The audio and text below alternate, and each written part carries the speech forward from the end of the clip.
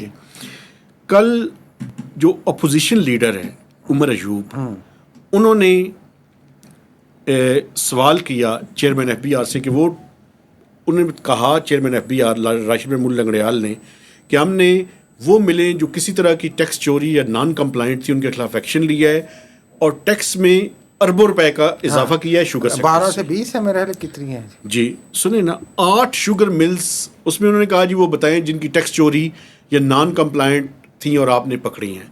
8 sugar mills ہیں, ان کے نام جو ہیں میں اپنے جو ہمارے دوست ہیں ایڈیٹنگ کرتے ہوئے میں انہیں دے دوں گا وہ لسٹ, وہ اس کو ساتھ ڈسپلے کر دیں گے. ایک بات اس میں بڑی ضروری ہے, اس میں یہ تو بتایا نہیں گیا کہ ان مل کے مالکان کون ہیں, لیکن اس میں کچھ لوگ ایسے موجود ہیں جن کے نام اس میں ہیں اور وہ اس ٹائم حکومتی عہدوں پر بھی بیٹھے ہوئے ہیں.